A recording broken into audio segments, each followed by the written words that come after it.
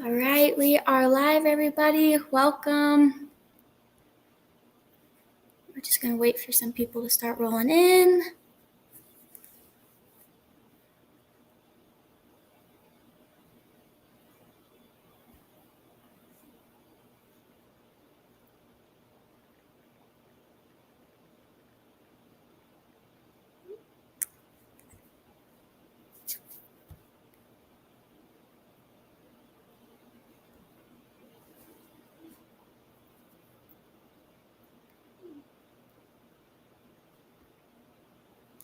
All right, I'm going to start with the intro and we'll wait while people start coming in.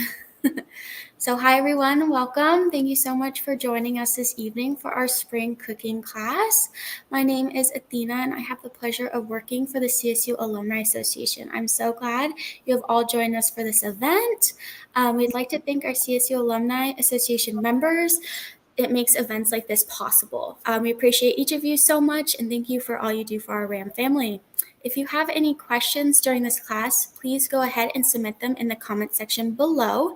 We'll be sure to answer them throughout the session. And now I'm excited to turn things over to Viri to get us started.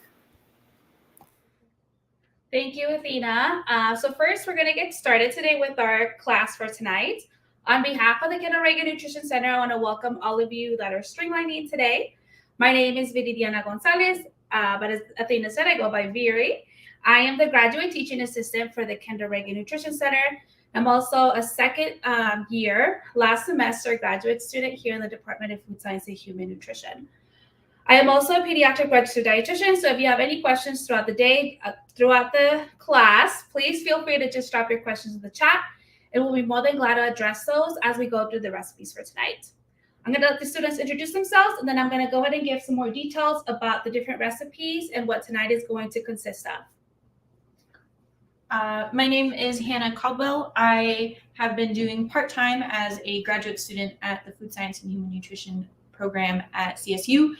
This will be my last semester of classes before I move into the CMPD program to become a dietitian and then see where my dietetic culinary skills go from there. My name is Thomas Aquilino. I'm finishing up my first year in my dietetic coursework to hopefully become a registered dietitian. My name is Jessie Whitcomb, and this is also my first year in grad school in the Food Science and Human Nutrition department. Perfect. So all of these students are part of the practicum class with the Kendall Reagan Nutrition Center. But now I am just going to go through the flow of the night and give you a little bit of insight in the order of which recipes are going to be presented today. So today's theme is all about heart health, which we're calling our menu for today, World of Flavors Heart Health Cooking Workshop.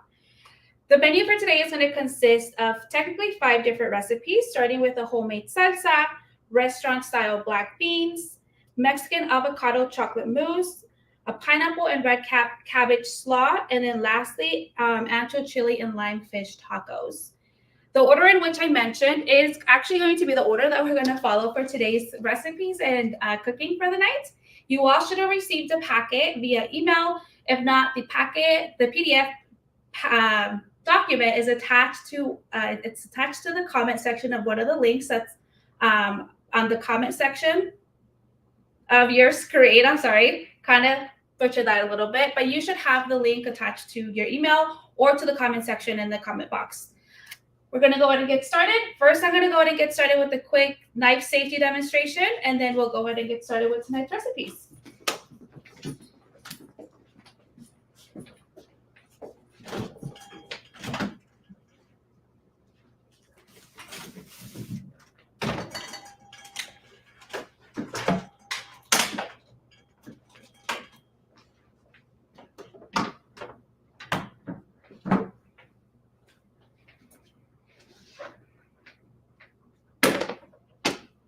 Awesome, everybody. So first and foremost, within the packet that you received, you should have received all of the different ingredients that you're going to need throughout the night. Before we get started officially with the recipes, you are going to have a little bit of 5 to 10 minutes from when I start with the knife safety demonstration, from when we start our recipes, to be able to gather all of those different ingredients and supplies that you're going to need throughout the night.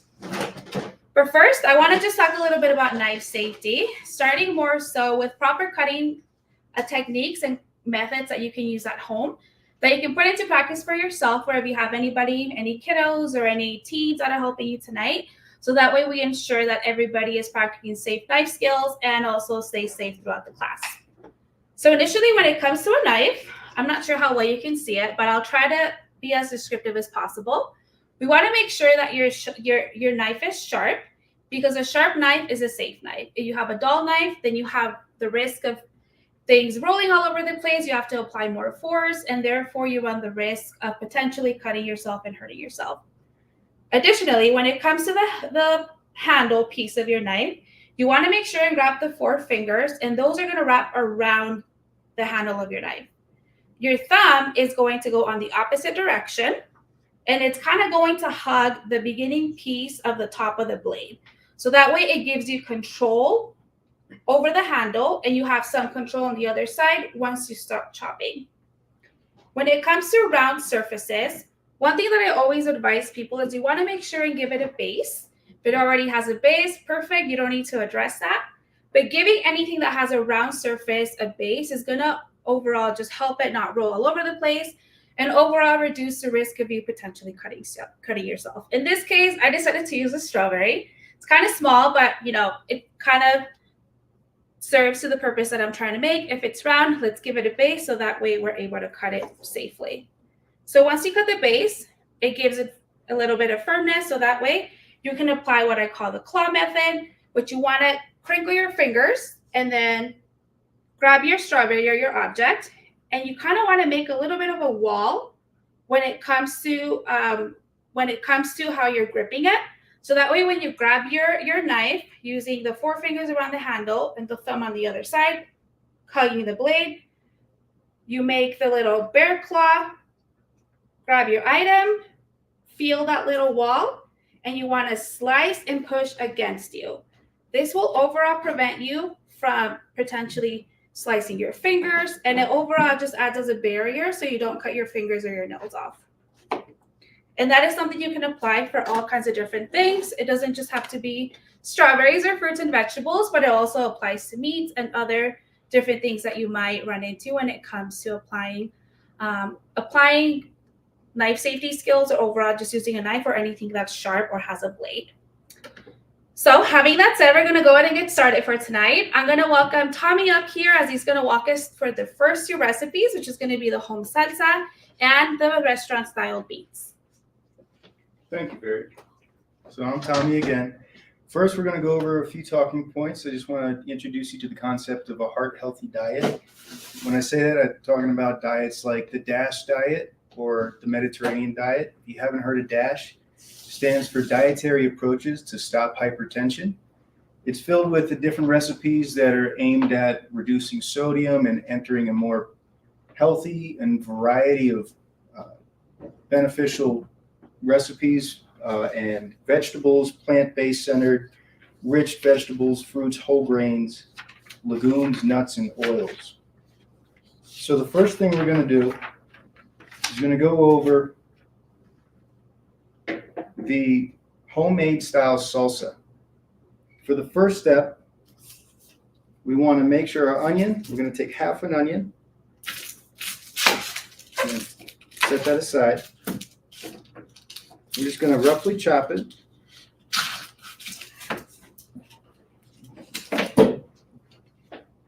First, we're going to take off the rind, the skin like this. So we got about half an onion here.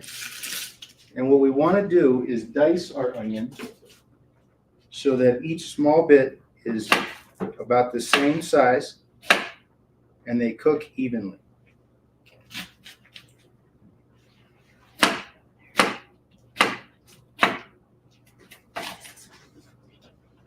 I'm going to take a pan. I'm going to start heating it up.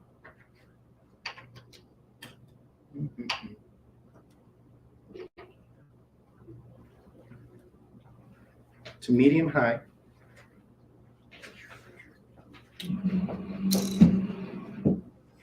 We're going to let the oil warm up. We're just going to put about a tablespoon of oil in. And while that warms up, we're going to finish dicing up our garlic. If you've never seen the garlic, it has a little piece of root on here. We could just cut that off. It doesn't taste good. And it'll give us an easier section to work with. You ever seen the method of smashing the garlic to get the skin off? You take the fat end of your knife, place it right over top of the garlic, and press down with your palm, and the skin comes right off.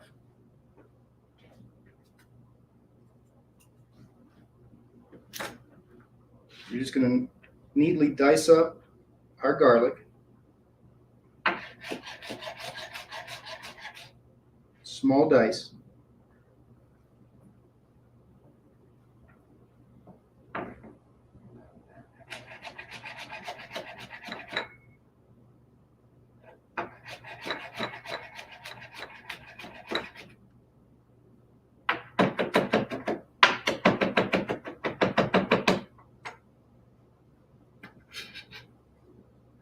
So that's ready to go.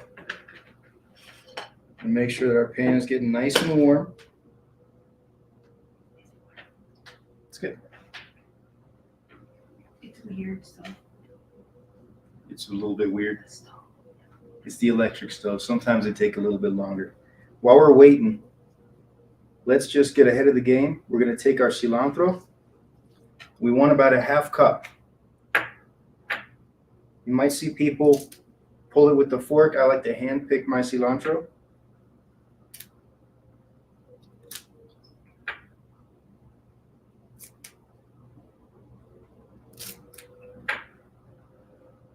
And you want to pack it into the half cup container.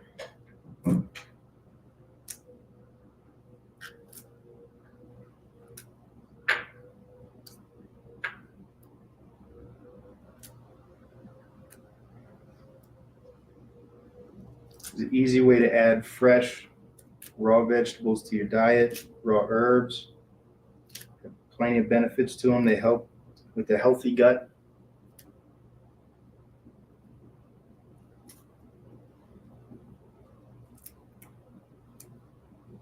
You want to remove as much stem as you can, because sometimes if you have too much of the stem, it can add to a bitter flavor.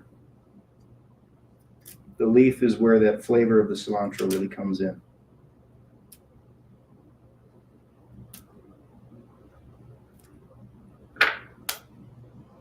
All right. So, I get a fresh Serrano.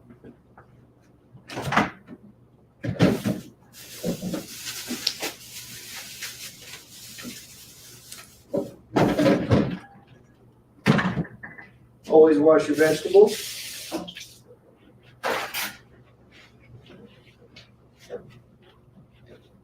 And then we're going to see if our oil is ready. You never want to put your hands into a pot of oil. Take a little bit of water and just splash real quick. Sounds nice and warm. So we're going to take our onions and our garlic.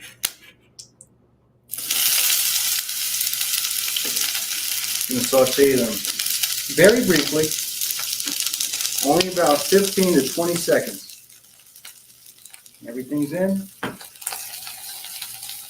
Make sure it's all coated with the oil while it steams up. Just want to make sure it's nice. It starts to look a little translucent.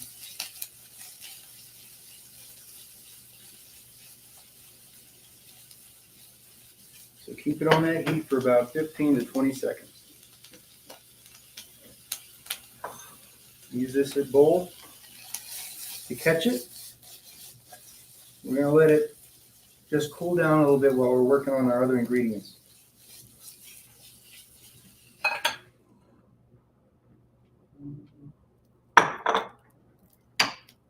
When you're done, turn off the stove. Never forget that.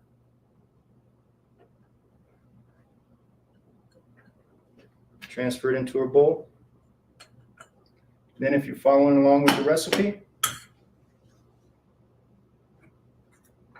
the next step is to prepare our tomatoes and cilantro. You might have a canned tomato. If you have the fresh Roma tomatoes, slice them up. They're all going to get blended anyways. For the Serrano, Easy method, cut off the stem. And we're only using half of the serrano pepper, right?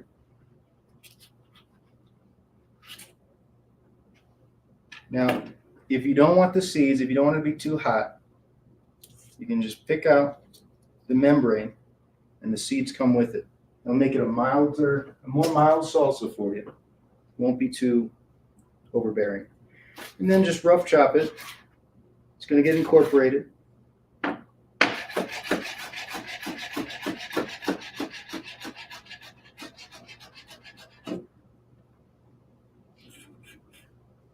We can even throw that in with our onion so that we have one spot that we're pulling from.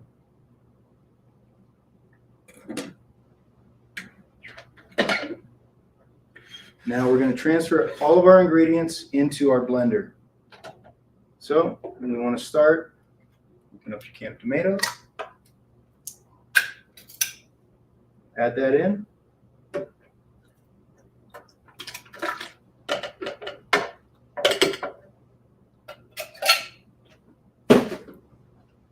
Grab your spatula, transfer your onions, garlic, cilantro,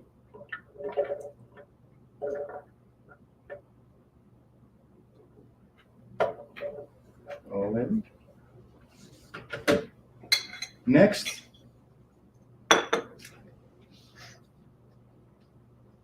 you're going to take your little bit of salt, just about a quarter teaspoon. Add that in. And half of one lime juice. So take this.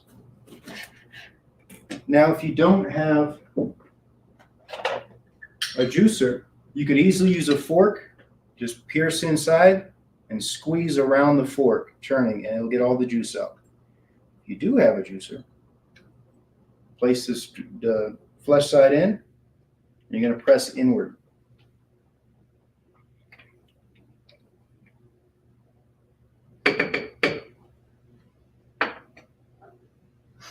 Now for the cilantro, real quick, we're just going to rough chop it just to make sure there's no big pieces in the final product. So you want to gather up all your leaves on your cutting board and just ride through it.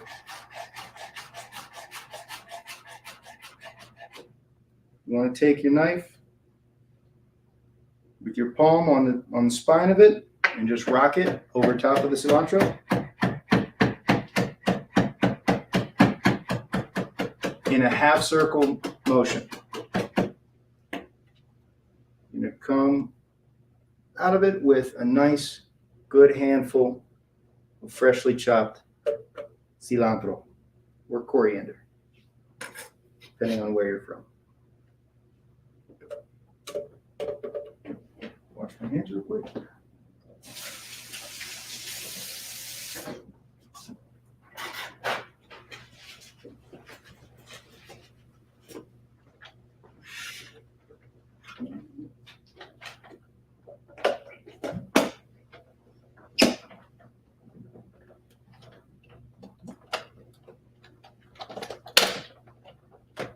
All right. Next, once you figure out your blender, you can turn it on. And Bring down the, yep, that has to come down. oh, is this And a then pipe? snap. Goes the other way. This has to be that way. Oh. Like I said, once you figure out your blender, Bring this down. Maybe not.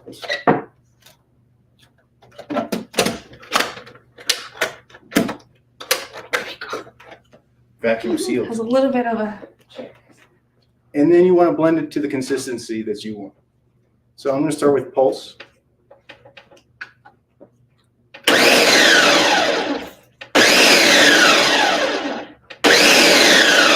And you'll notice it gets more homogeneous. It's going to be more incorporated into one smooth consistency the more you do it.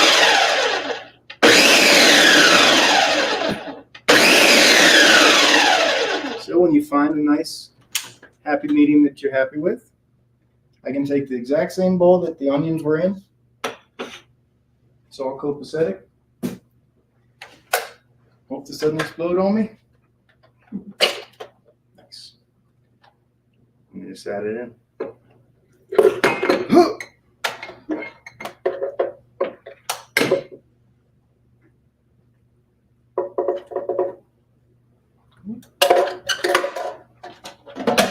Transfer this so we can get cleaned.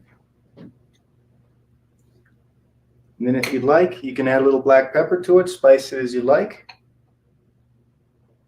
But that's our first recipe.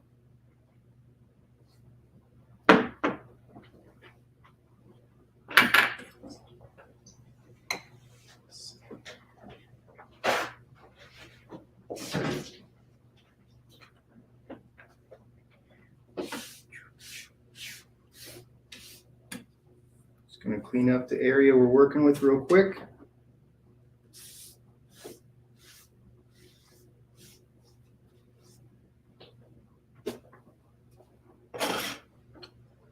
Take a new pot, start getting it warm, because the next one we're going to go into is the restaurant style beans.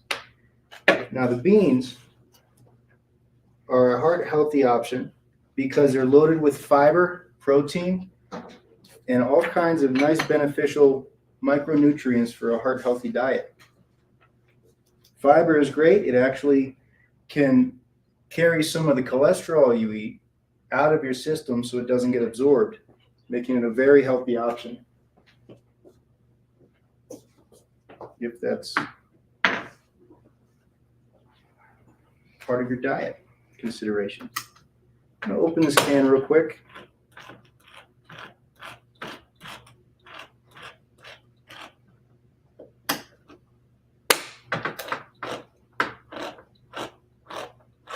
And when you open this can, you want to retain the juices. I know you may be tempted to drain it, but we're going to use the juices to make a nice, consistent restaurant-style bean recipe.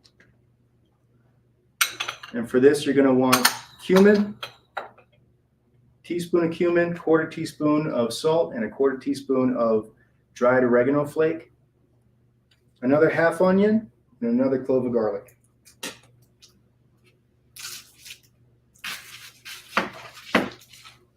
So you're going to repeat the process you did for the salsa, peeling the onion. And go for medium dice. You think like a pair of dice you gamble with, about the size of one of those sides is the size that you want your onion to be.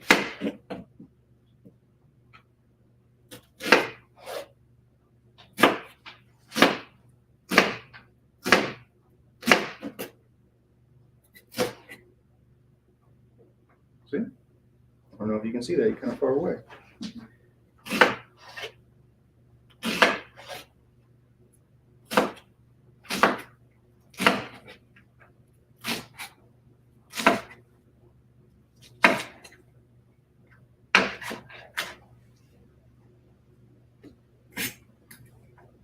The onion's nice and diced. Go on to your garlic. Remember to cut off the root end to avoid any tough textures. Smash. Oh, good. Get a new one.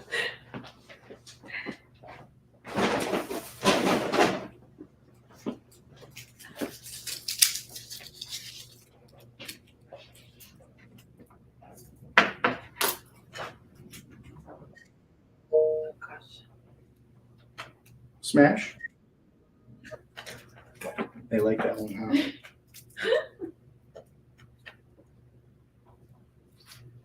Peel that garlic. And then you're going to go through and mince that up. I like to start cutting it long ways. Rotate. Then cutting the short side. So you have nice, even, small dice. You can even sit here and chop it up if you have any long strands standing by. Oil nice and warm.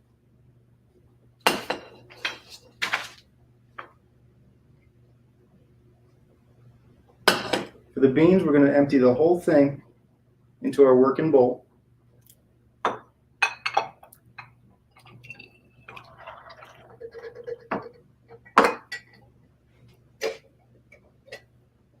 And then we're actually going to mash these beans.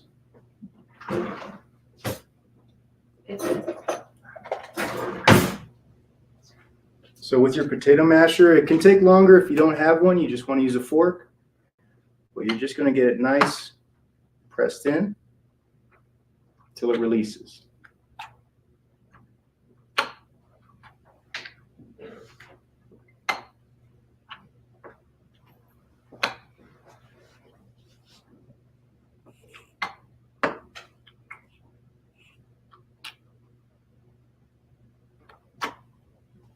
This is the longest process of the night, I promise.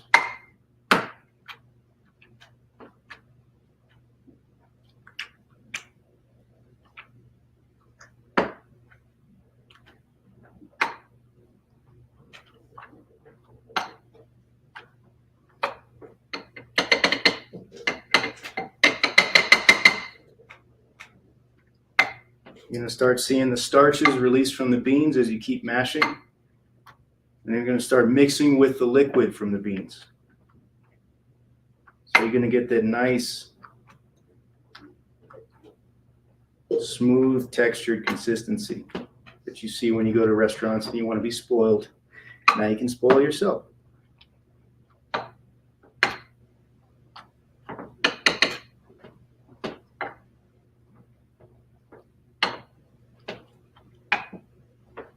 It costs a fraction of the price.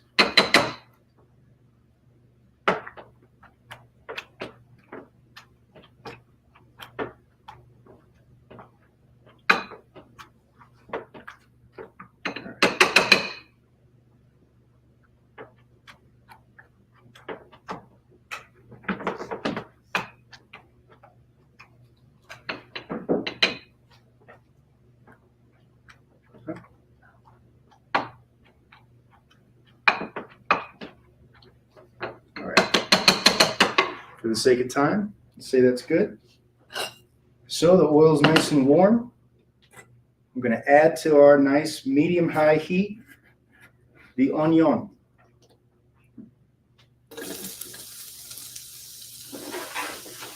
We're going to let that saute for 1 to 2 minutes.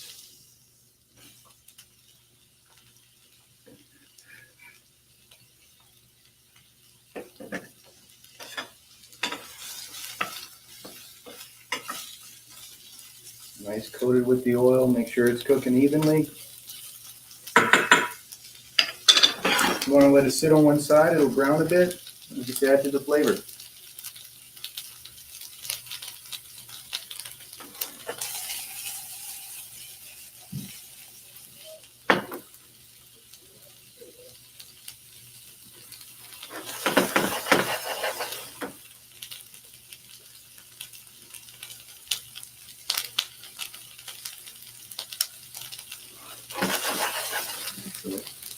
Got 1 more minute.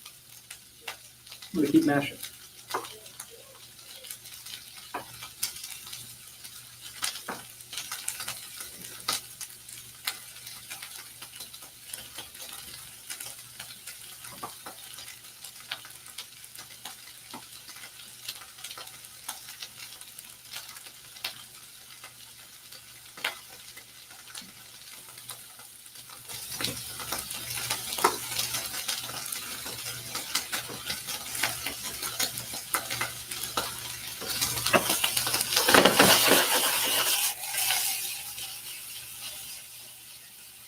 See it starting to sweat, it's getting translucent. Throw in the garlic, it's another aromatic. Let that start to heat up.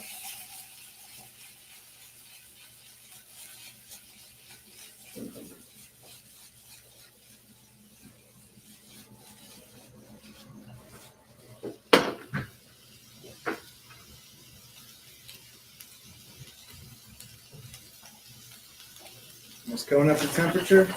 You're going to take your cumin, your oregano, your salt, all in the recipe packet. Dump that all in. When things start to smell really good, right? Let the aromatics open up.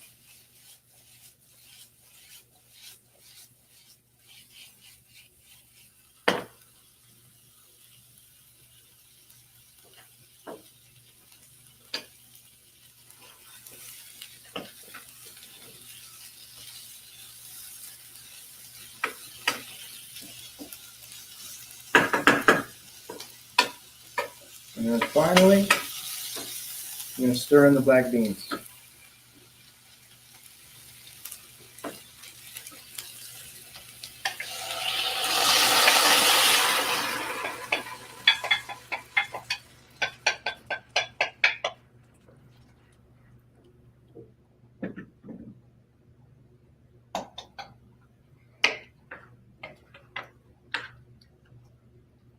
You just want to let that come up to a boil to make sure everything gets nice and incorporated into each other. You're going to be left with a nice, fragrant, delicious restaurant style beans.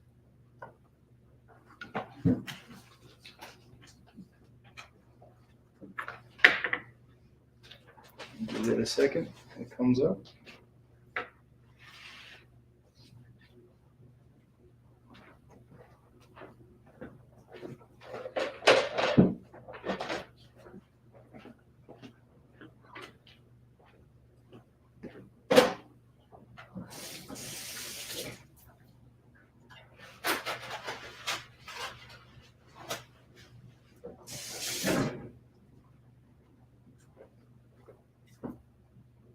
And a boil is when you start to see it bubbling rapidly. Clean up some of my mess here. You can do the same. It'll save you a lot of time on the back end because that's the part everybody dreads about cooking is the cleanup.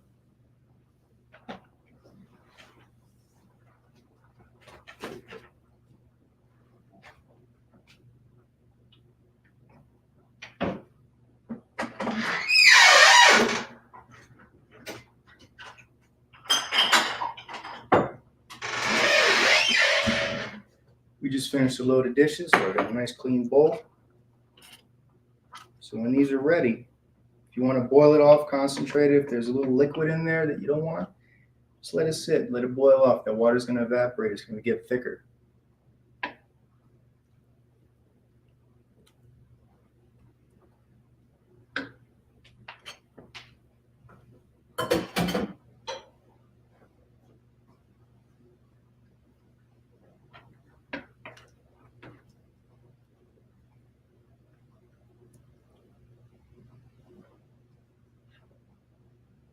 All right, and then when it's done, when it's the consistency you like, just add it to your bowl.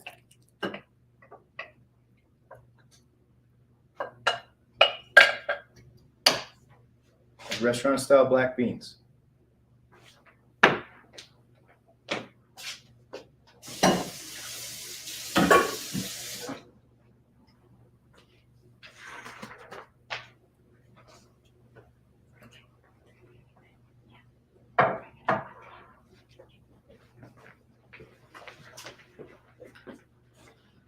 Perfect. So the first two recipes of the night are ready. Thank you, Tommy, for walking us through those very descriptive steps. I think that was very helpful, and I hope you all were able to follow along. Take a couple minutes just to catch up, and then we'll be back, and then we'll get started with the chocolate avocado mousse. So get those ingredients ready.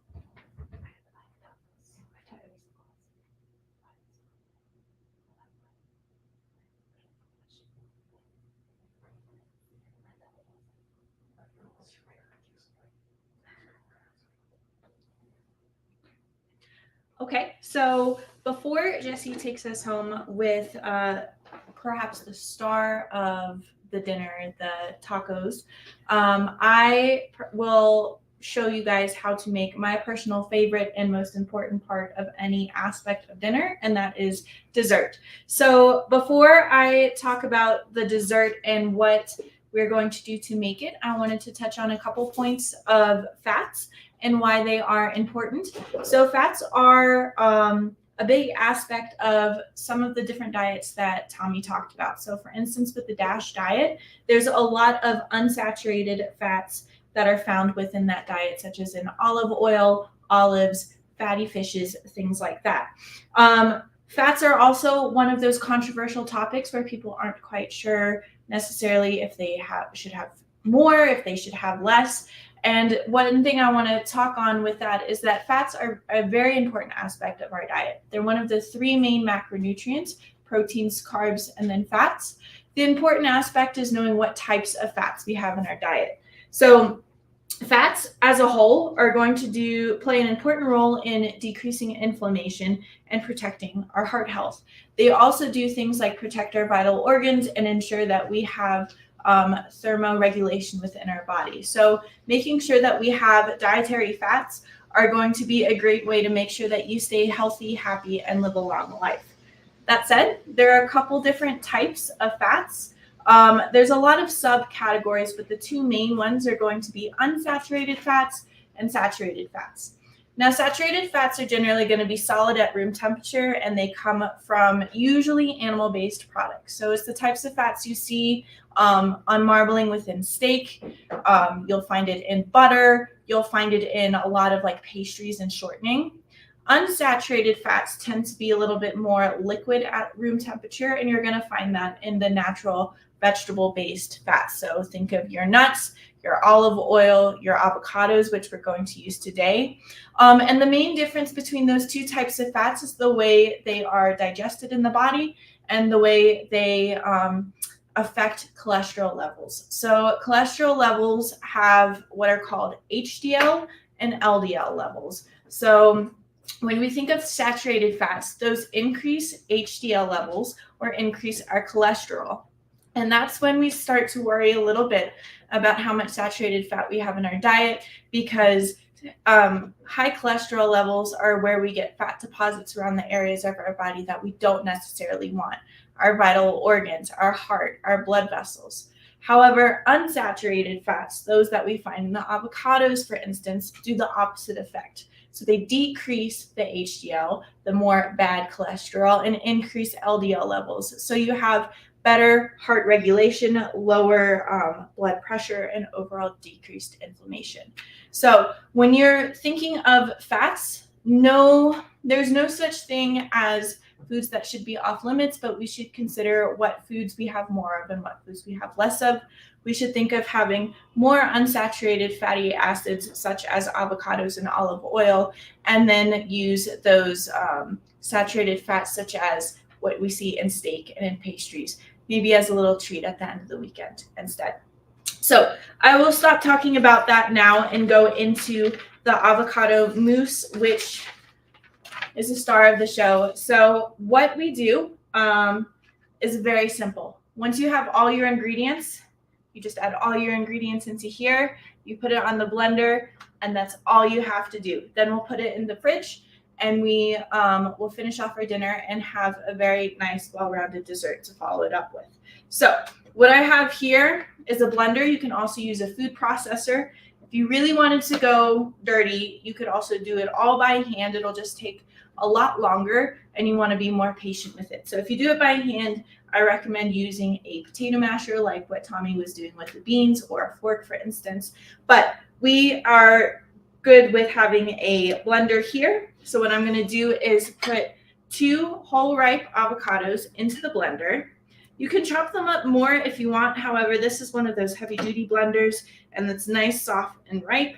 So we don't have to do too much extra work to it.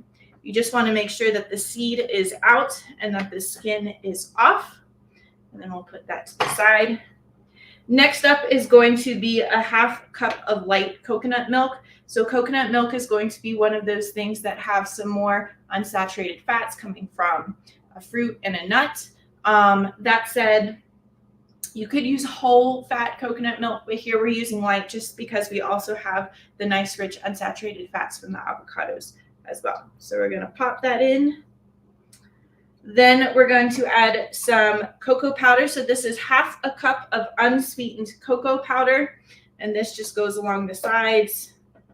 I hope no one is wearing white. When I tend to cook, I somehow always end up wearing white and it gets all over me. So I'm trying to not do that this time around. Okay, so that's that. And then we're gonna add just a couple of things. We've got some agave nectar. You can also use honey or maple syrup, whatever you have lying around the house. This is a very versatile recipe. So whatever is easiest, that's what you'll use. We have some vanilla extract. I'll pop that in as well. Then we have some cinnamon. This is going to be a half teaspoon of cinnamon for a little bit of spice.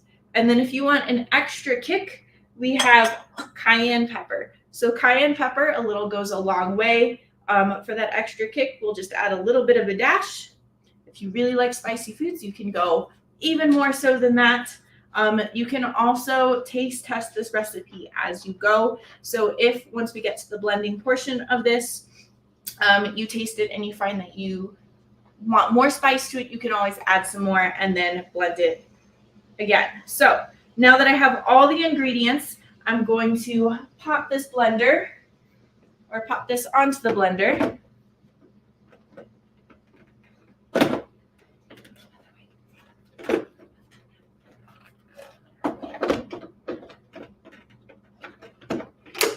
All right, and then we're going to add the lid on top,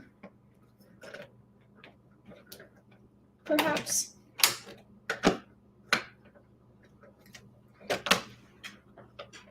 Okay, from there, we're just going to go through blend first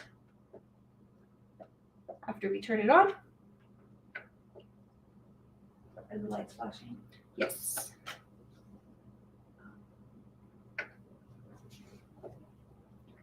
Sometimes we have technical difficulties and it takes two brains to make things work.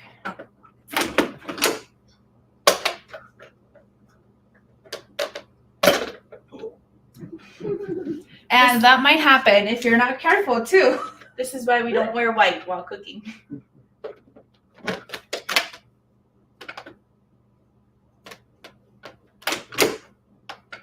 There we go. Beautiful. All right, now we're going to go ahead and blend it. You want to make sure, unlike the salsa where we want to have some chunks to it, this we want to be as creamy and as smooth as possible, unless you prefer some chunks in there. But we're going to go full creamy with this. Still not working? There is an error now.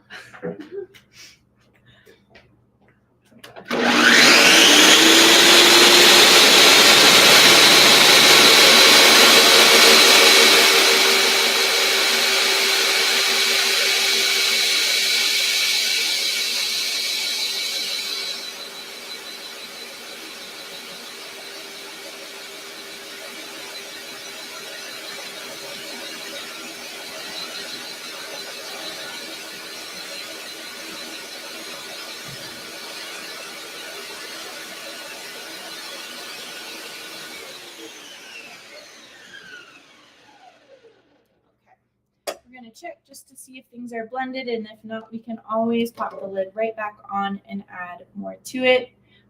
For this, I see that it is blended, but there's just a couple of bits that have gotten pressed to the sides. So I'm just scraping the sides, making sure that everything gets incorporated and we have no straggling avocado. Pop this back on and do it one more time just for a moment.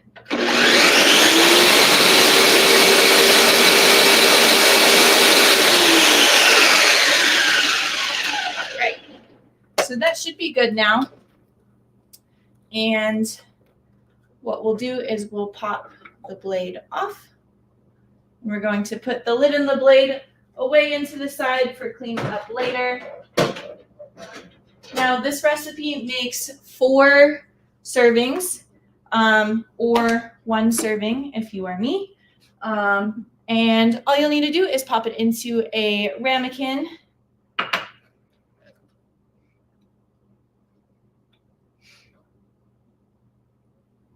We'll pop about a 1/4 to a 1/2 cup in each. And then if you would really like to impress your guests, you can also top this with some berries. So here I have some raspberries and some blackberries, and I'm going to add these as well. And then this will go in the fridge until we've made and eaten the rest of our food, and it should be nice and set. So I'm going to go ahead and do that now.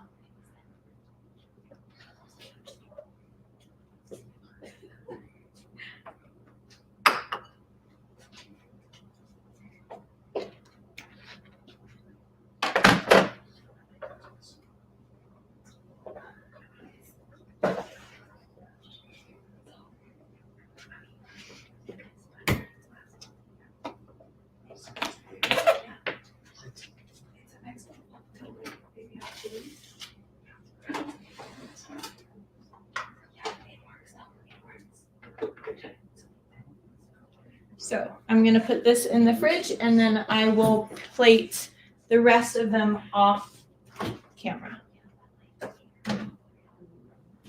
And then that'll be it for my avocado mousse.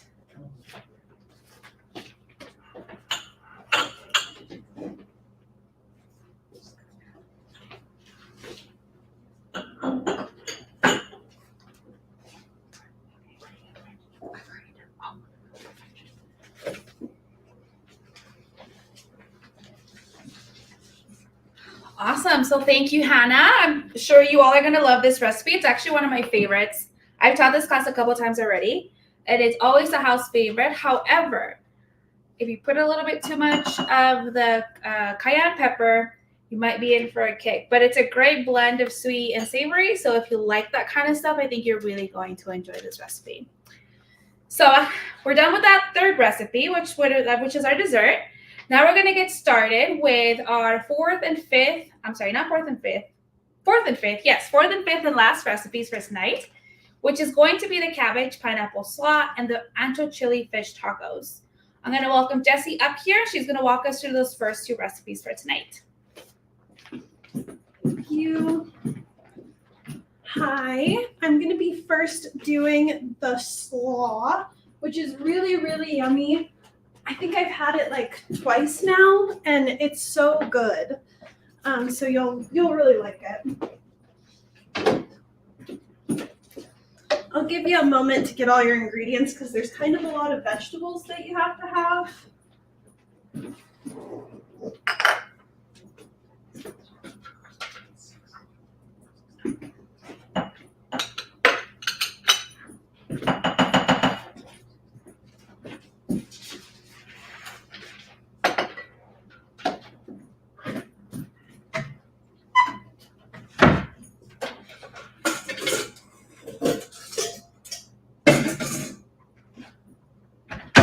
This recipe, I like to have another bowl just for like trash, because there'll be a lot of parts of the vegetables that you're going to throw away, and it's just a little bit easier if you have somewhere to put it.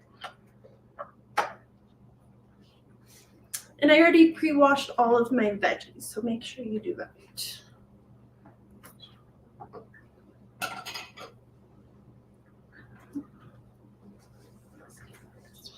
Jessie, do you need this recipe just in case? Oh, I have it. Thank you.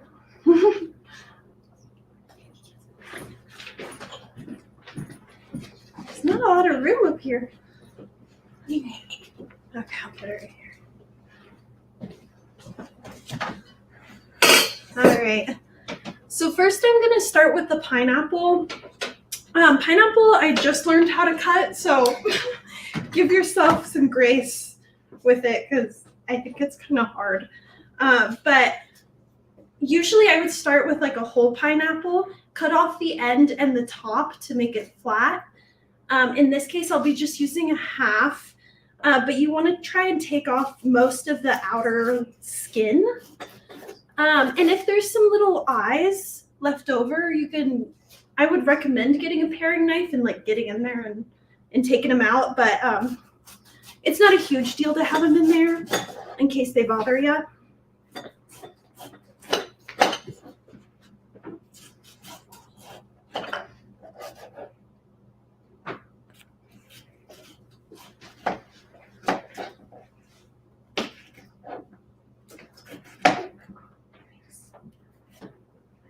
Okay. And then there is a little pit in the pineapple. It's kind of shaped like a triangle. What I found is that the best method is to like just cut a triangle into the pineapple and take it out. There is some different methods on how to do this. And be careful because pineapple's kind of slippery. But I found that this was the easiest method of taking it out.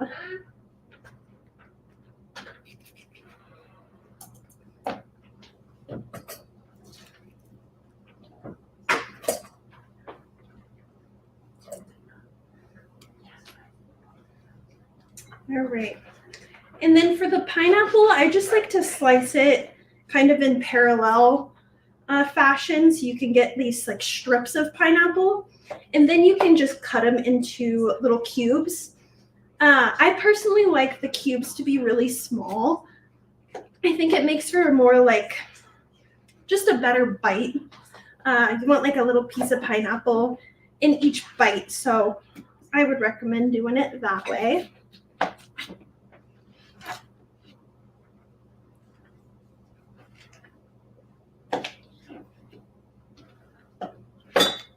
This cutting board is so slippery.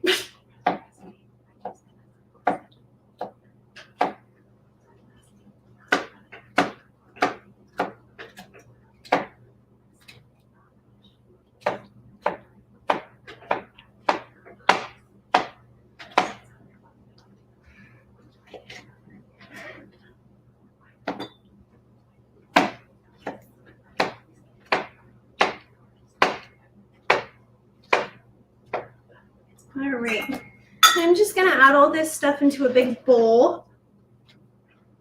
Hopefully I don't drop this. And I don't know if I'm following the exact like order of the vegetables, but it's all gonna end up in the same place, so don't worry about it. This is a quarter of a red cabbage.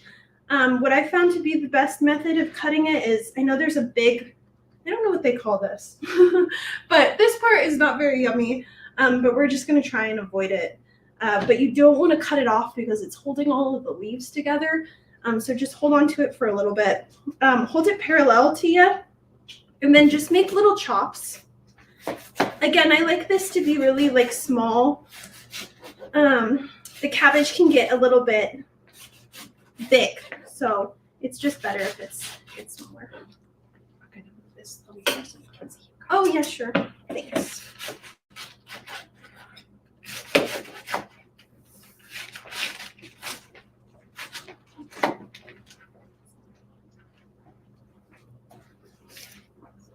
And then when I get to that little rough part, I just kind of pay attention to it, and then I usually just cut it off afterwards. I'm sure there's a better method for this, but I'm unaware of it. So I just kind of go with what you got. Jesse, can you really touch the stove top to make sure it's not? Make sure it's not hot. Yeah. Yeah. That's fine. It's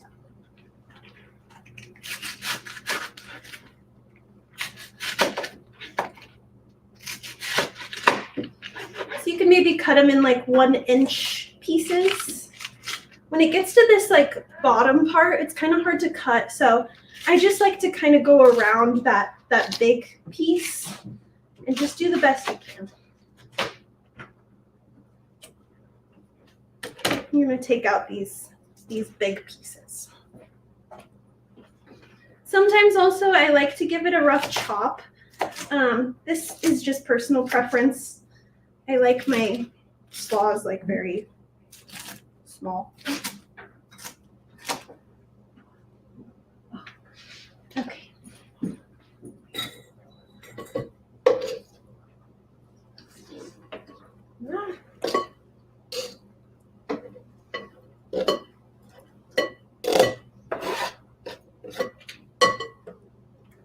Oops, making a mess. Okay. Next, I have half of a bell pepper. I cut it this way, but I'm going to take out the seeds and the little membrane area. I like to do it, I don't know if this is the proper way to do it either, but this is how I've cooked for years, so it's fine. I like to cut it in like a fourth and then just grab it this way and take it out. And then if there's any like leftover membrane stuff, I usually take a paring knife and kind of just scoop it out. But in this case, I'm just going to try my best with this chef's knife.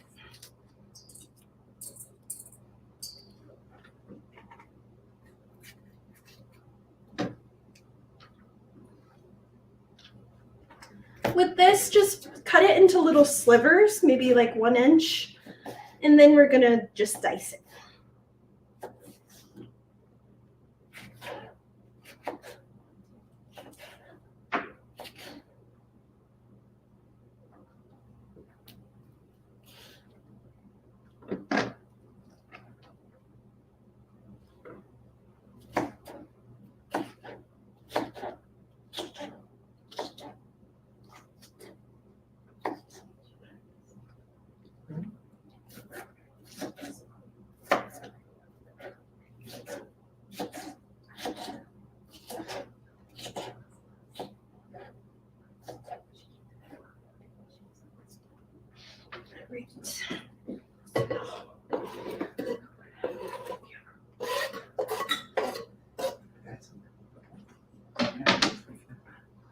All right, next we have our red onion.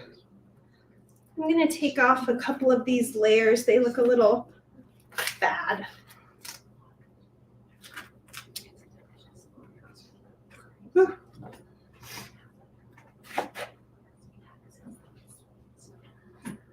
With this, I usually just like to cut it in half and then cut it this way. I forget if the recipe wants it diced. They do want it diced. I'm not very good at cutting red onions. I'll try. You got it, Jessie. For onions, you want to cut them horizontally.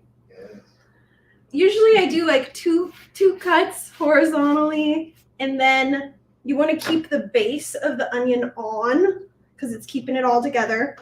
And then you want to do parallel cuts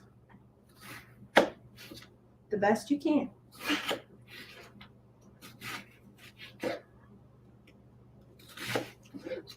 My knife skills are not like the others.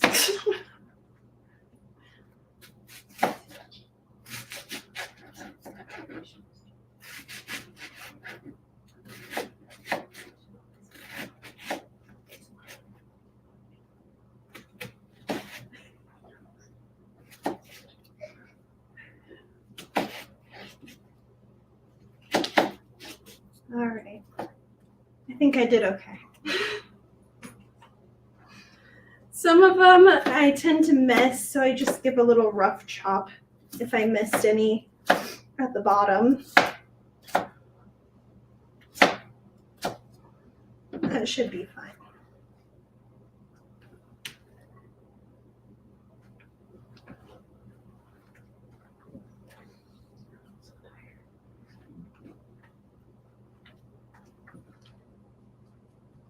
Oh, making my eyes burn.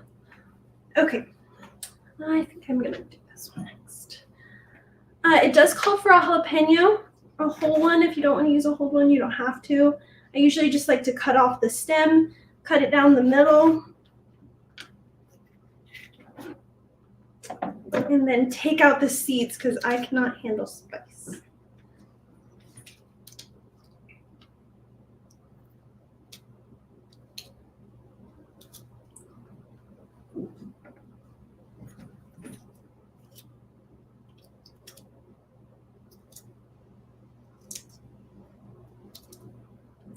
Okay. And then again, I'm just going to do the same thing that I did with the bell pepper. Slice it and then dice it.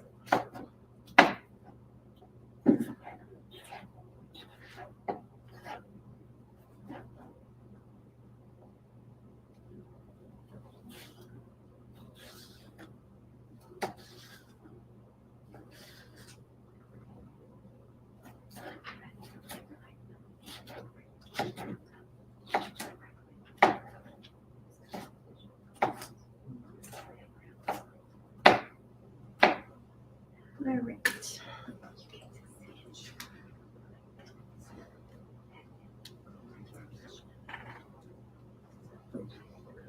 Lastly, for the cilantro, I like to just, well, Viri taught me how to cut cilantro, but she told me to just break off kind of the stem, just the best you can, make sure all the leaves are in there. And then she folded it like this and then just diced it.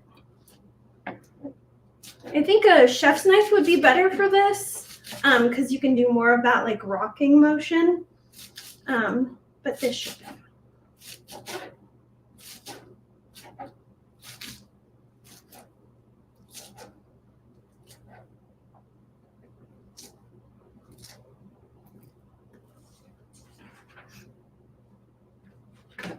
All right, that's the last little veggie that we'll add into our slaw. And I'm just gonna wash my hands real quick.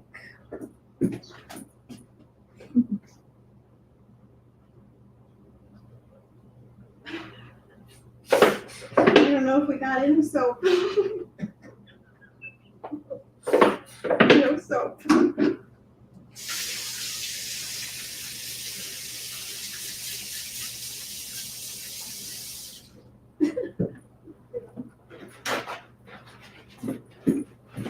All right, so now we're gonna make the little dressing that goes into the slaw. It's really good. And our main ingredient is gonna be lime juice. And the acid can be really helpful. Thank you. Oh, I need that whisk. Thank you. The acid is really good if you're trying to avoid salt. For a heart-healthy diet, we're always kind of trying to reduce salt as much as we can. And the cool thing about adding an acid like lemon juice or like a vinegar into a dressing or something is that it makes you salivate more, which interestingly enough, it actually helps your taste buds to kind of grasp more of those flavors. So they can be really good for, you know, just not avoiding salt and getting different flavors in there with acid. And I just added agave or maple syrup or honey, my lime juice. This is canola oil, but you can also use olive oil. You could use avocado oil, whatever oil you like. And then lastly, I have a 1/4 teaspoon of salt, and then I have a teaspoon of cumin. And those are all the ingredients for our dressing.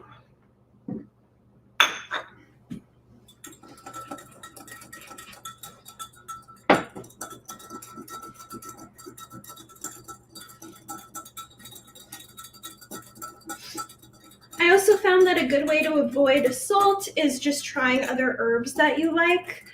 I think some good ones for this is like garlic powder, onion powder, paprika, black pepper. Those are all really good. You can make your own mixes or you can buy them from the store. And the ones I really like, I think it's called Mrs. Dash. I don't remember. But they're at any grocery store and they have all these different ones. I think I just have the original, but it's good on everything.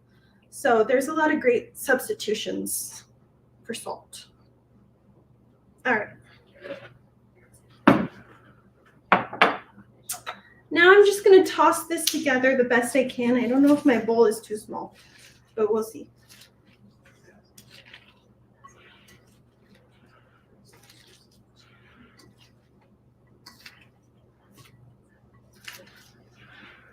I also think this slaw is really good for leftovers. It holds pretty well in the refrigerator from what I found. I took home a lot of leftovers last time. And I had it with like chips, of course on tacos, it's really good.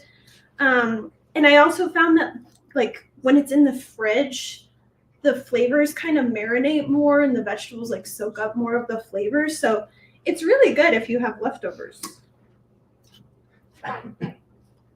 Okay. So this is done. I'm gonna put it in the refrigerator to keep it cool. We're lacking some room.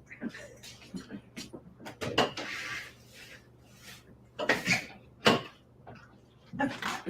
And then I'm also gonna pull out my fish. I'll give you a second to kind of get those ingredients out because we're gonna get started on that. Thank you. You're welcome.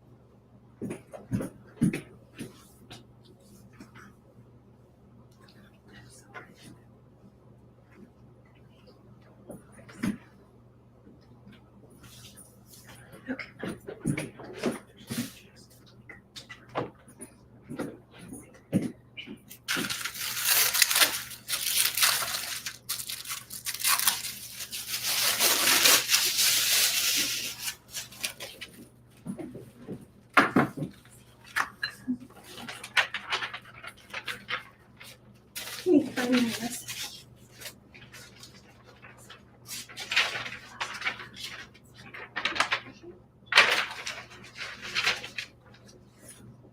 All right. So once you have all your ingredients ready for the fish, I have 4 4-ounce tilapia fillets here. And the first thing we're gonna do is I have 1 lime that I cut into 4ths. So we'll have a 4th for each fillet. You're gonna want to squeeze all of the lime juice on there for each one.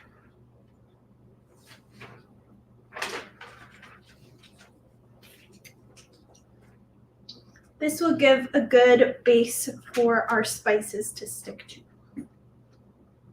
No.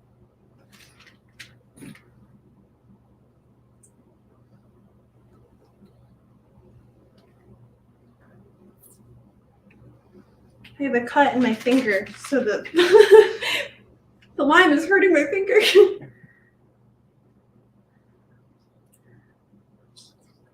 All right.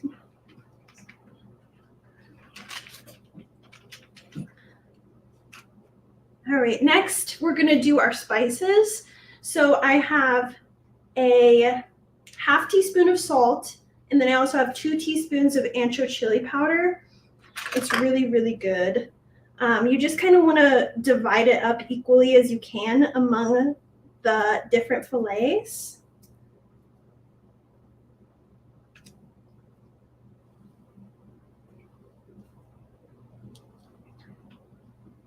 And it's going to seem like a lot of seasoning, but the ancho chili is really good. And I think you'll find that it's just enough seasoning. Next, I'm going to kind of massage it in there. Try and get the front and the back, but maybe focus on the front. It'll make like this interesting paste, but just try and kind of divide it up equally as you can.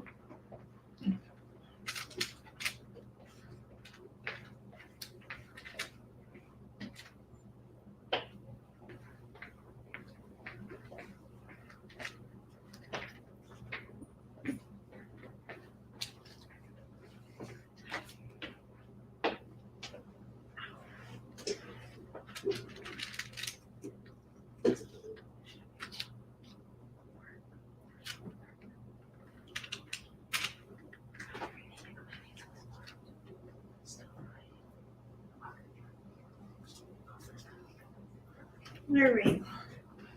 Once that's done, just make sure you give your hands a big wash.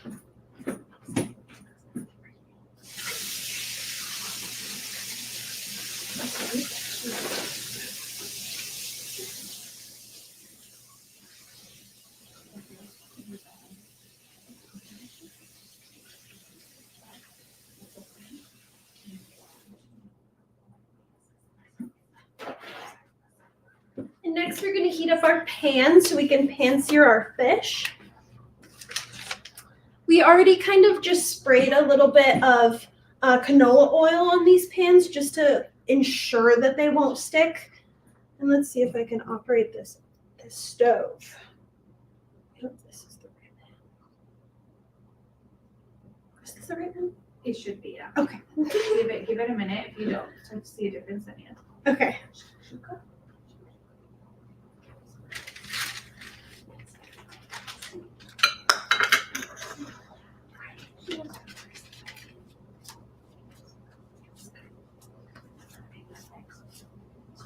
Just waiting for my oil to get hot. You want to make sure that your oil's hot before you put the fish onto the pan. It makes sure that there's a better sear on it and better cooking. It'll throw off your cooking time if it's still kind of cold.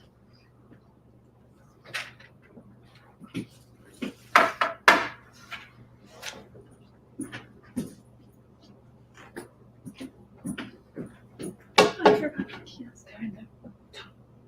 They're in what? They're in the top. The top shelf. Oh, Sorry, right here? refrigerator. Oh, Yeah. I was going in here. tortillas.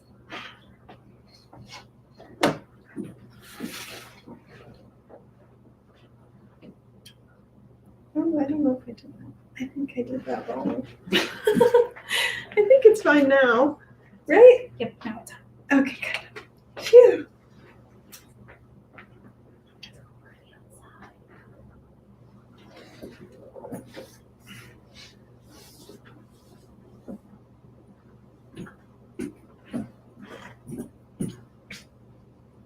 Guess while this is heating up, I'm gonna cut my avocado.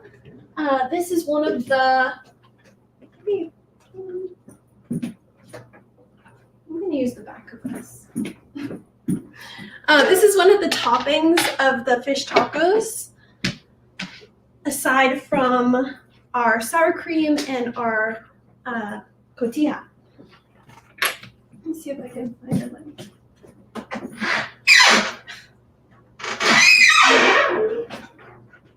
Oh, here's the chef's knife, of course. All right. You just want to cut it in half all the way around.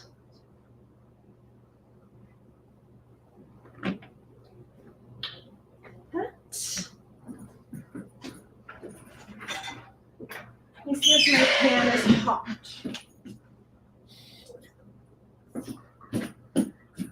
No. Sometimes you can just push it out, the seed. I don't like doing the knife trick because it scares me. So usually this is kind of a better method. There we go. And then if you want to just dice it, you want to just go, be very careful. You just want to make little slices in the avocado going against the skin. And then we'll take a spoon to take it out. Just make little cubes.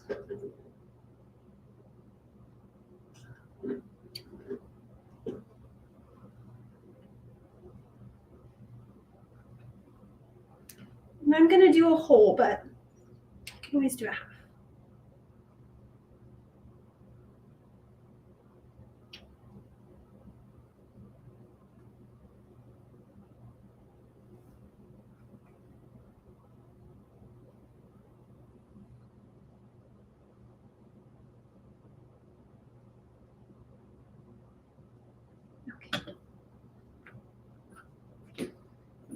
Sometimes to check if the oil is ready, sometimes it'll like do a little dance.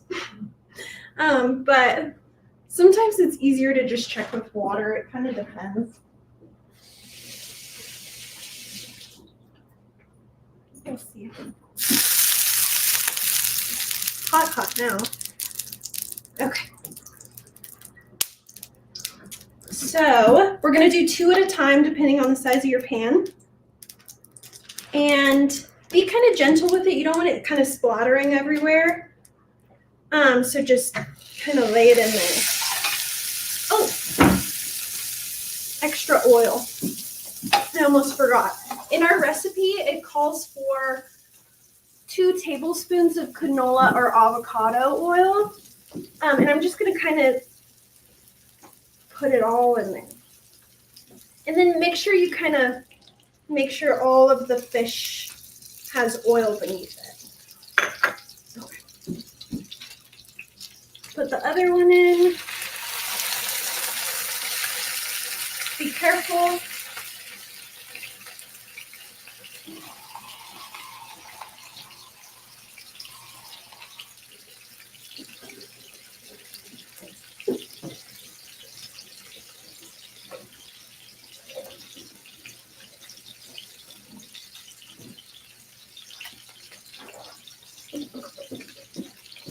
Then we're just gonna let it sear for a little bit. It says, let's see, cook for 3 to 4 minutes on the first side, and then you can flip them. And then we'll check to see if they're done. You can kind of eyeball it when it comes to fish.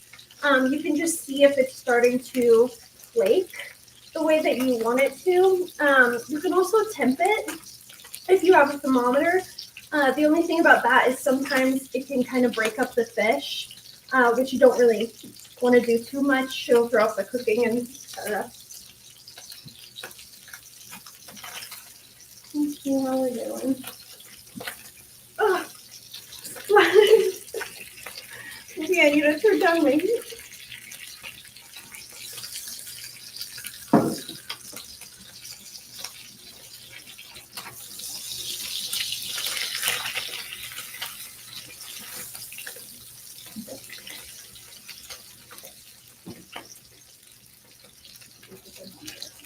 Thank you. And I believe if you're going to temp fish, it's 145. Yeah, 145. And you want to stick it in the thickest part of the fish, just to make sure that that one is cooked. Just make sure you're not going all the way in because you might be temping the pan, which will not be the right thing. Oh, I'm so scared to keep it. Whew.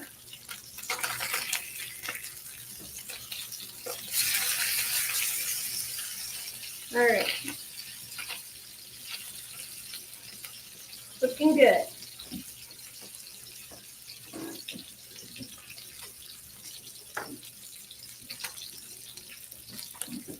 While that's cooking, I'm just going to finish my avocado. Just going to scoop it all out.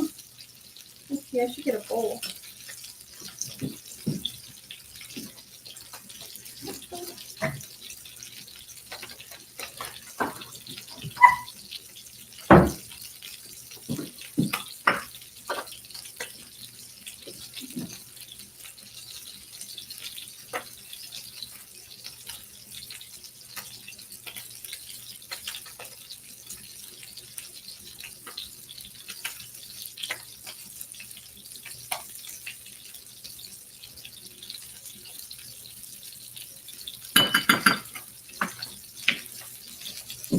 Check on our fish.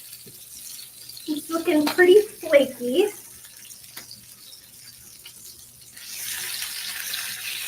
I like to check both sides just to make sure. You're going to be cutting into this fish anyway for your fish tacos, so it's okay if you kind of cut it up a little bit. I'm going to give it a little bit more time on this side.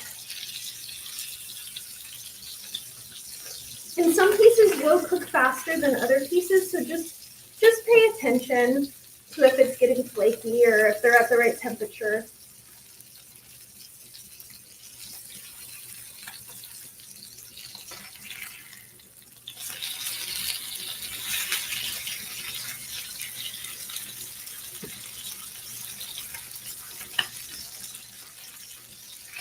think this one's good to go. I'm just gonna put it on a plate.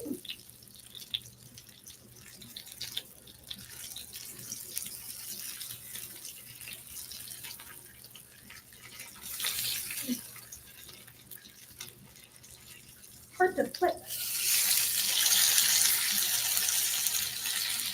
All right, I think this one's done too. Get these little bits off. And then I'm gonna cook my other two.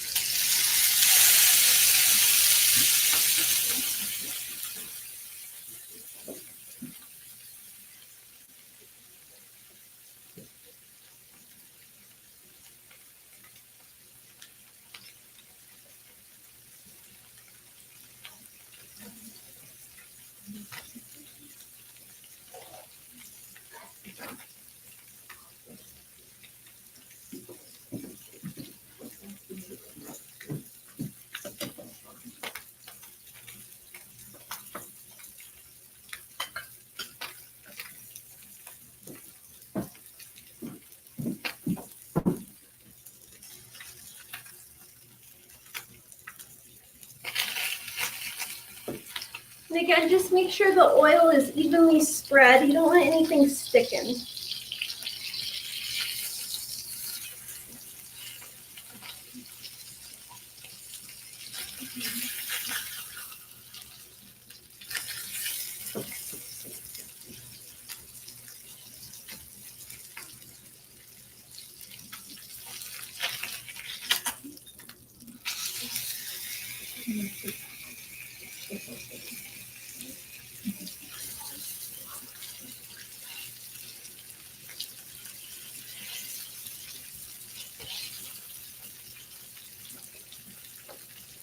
So while those are finishing up, now would be the time to maybe get out another pan. We're gonna heat up our tortillas. Get them a little crispy.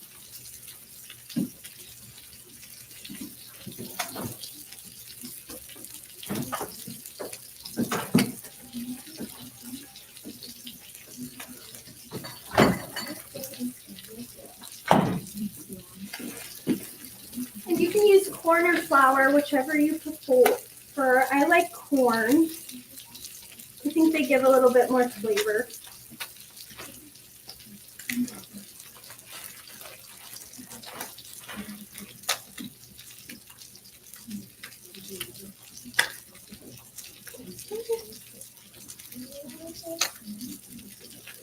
I usually like to do medium-high heat. Check on our fish.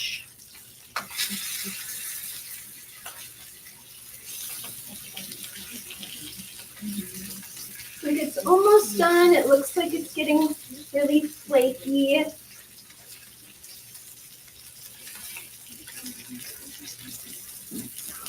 I'm gonna try and temp this one.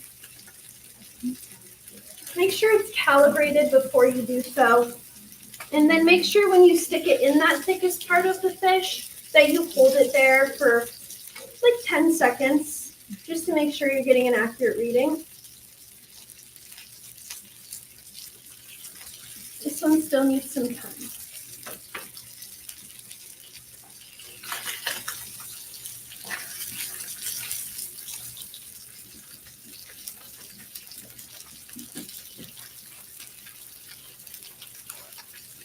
Get another plate.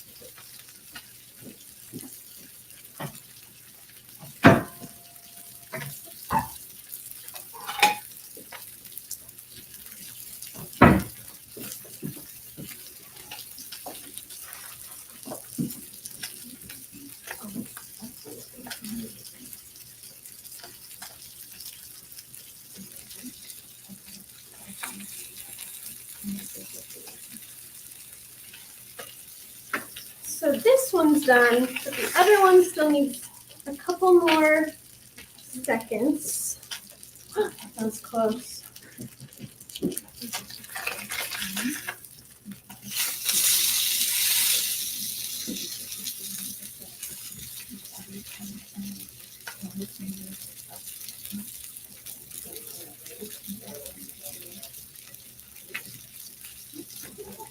almost there.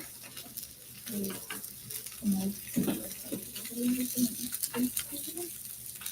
gonna try and fit 3 tortillas in here. Just heat them up, get them a little brown.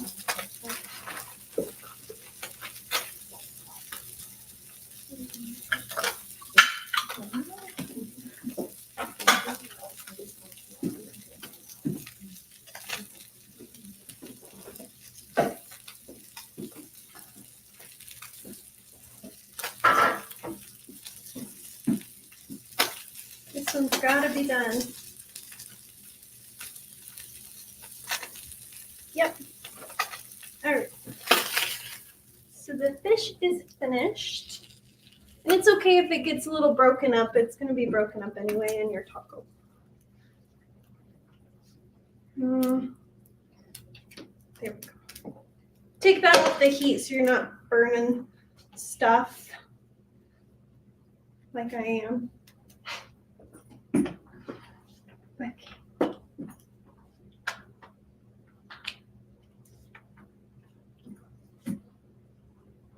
All right, and while those are heating up, I'm gonna get out the rest of my toppings.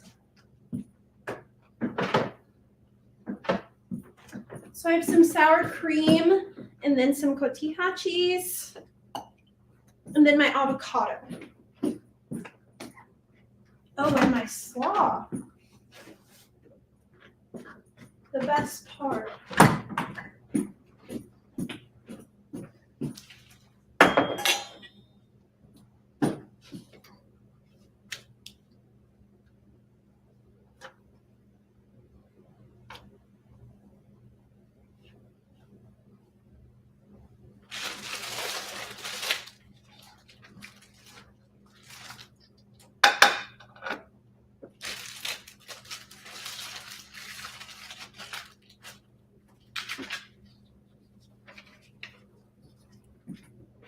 And these will make 4 servings, which is kind of a lot, but I found that you can kind of stretch your ingredients depending on how full you like your tacos.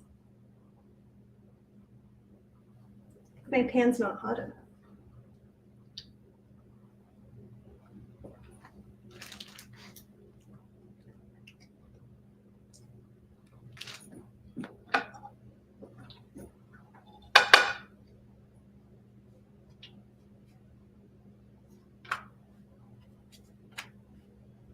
All right, I'm gonna start to assemble my first taco.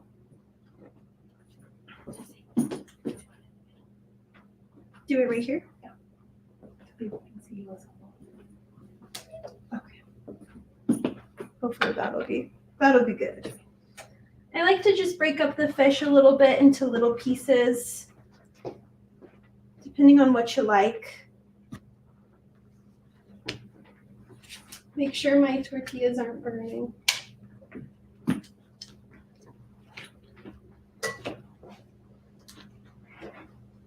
Then we'll do some of the slaw.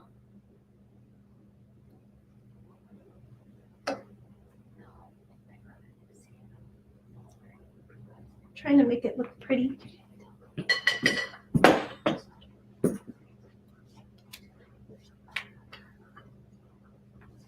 Some avocado. I need a little spoon.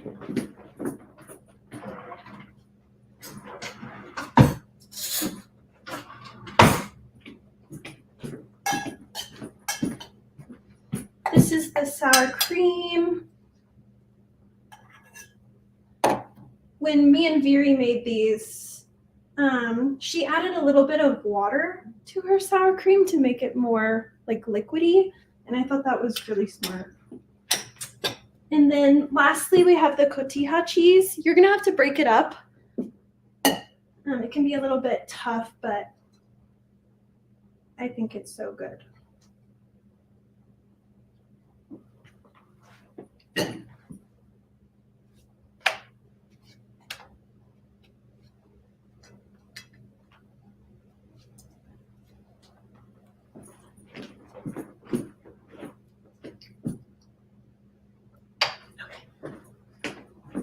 I'm just gonna assemble these two other ones.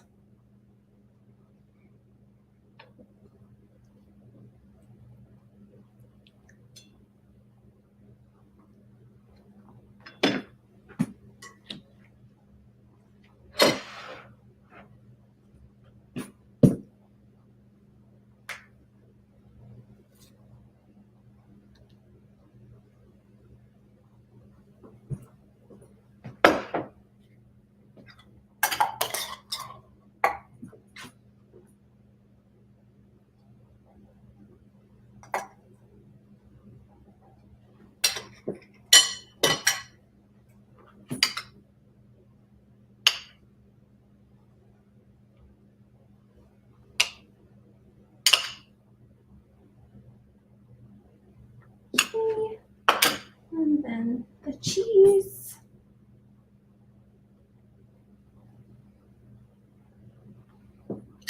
All right, and that's it. Those are the tacos.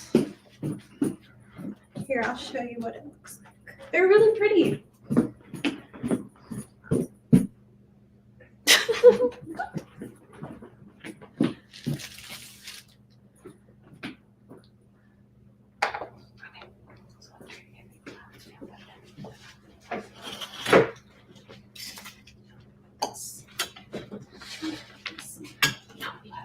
Okay.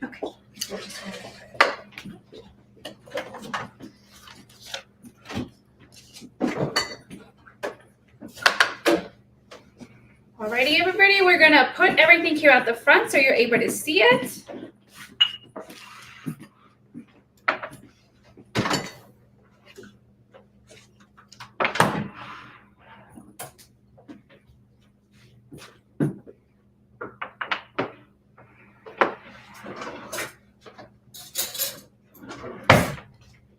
Grab some serving spoons.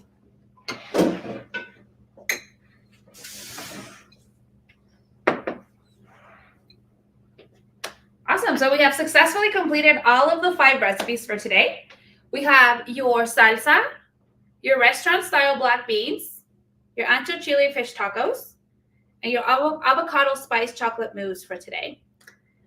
That concludes our recipes for today. On behalf of the Kendall Reagan Nutrition Center, I want to say thank you for joining us today, and we hope to see you next time.